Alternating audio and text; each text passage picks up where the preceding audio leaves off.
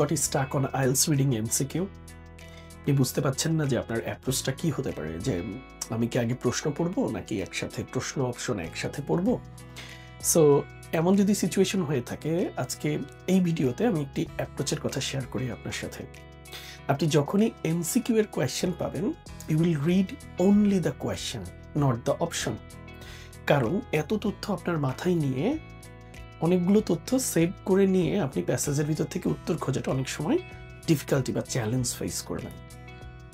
সেক্ষেত্রে আমরা জানি যে কোয়েশ্চেনে সাধারণত কিওয়ার্ডস থাকে। এই কিওয়ার্ডসগুলোকে আপনি আন্ডারলাইন করবেন এবং এর ভিতরে নাউন আর নাম্বার যদি থাকে সেগুলো আপনার জন্য বেটার হবে, বিকজ এগুলোর খুব বেশি একটা প্যারাফ্রেজড হয় না, মানে এগুলোর সিনোনিম ইউজ করা হয় না। কিন্তু মেইন ভার্ব আর অ্যাডজেক্টিভ যে থাকে এগুলোর ক্ষেত্রে কিন্তু সিনোনিম ইউজ করা হয়, মানে সেম ওয়ার্ড আপনি প্যাসেজের ভিতর পাবেন না।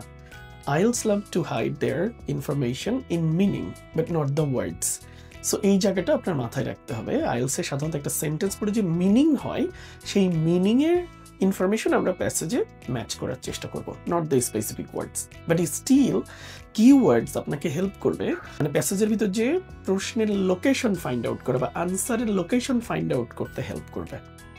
সেক্ষেত্রে আপনাকে অবশ্যই নাউন আর নাম্বারটাকে হোল্ড করতে হবে বা এটার উপর বেস করে খুঁজতে হবে। যখন আপনি প্যাসেজের ভিতরে লোকেশনটা ফাইন্ড আউট করতে পারলেন কিওয়ার্ডসের উপর বেস করে, শুধুমাত্র কোয়েশ্চেনের কিওয়ার্ডগুলোর উপর বেস করে, সেখানে আপনি কেয়ারফুলি 3 লাইন বা 4 লাইন সর্বোচ্চ পড়বেন।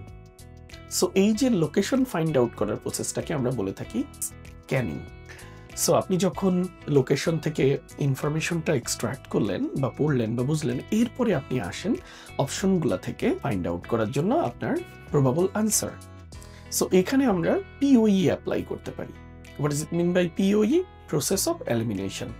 আপনি যে ইনফরমেশনটা খুঁজে পেয়েছেন সেখানকার সাথে অপশনগুলোতে যদি মিলিয়ে দেখেন অপশনের কাছাকাছি যাচ্ছে না, তাহলে সেগুলোকে ক্রস আউট করে আপনার বেস্ট অপশনটা চুজ করতে পারেন।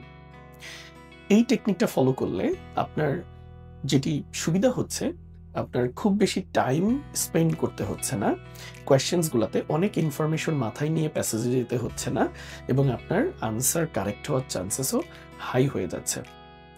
I hope this MCQ technique will help you, and thank you for watching this video.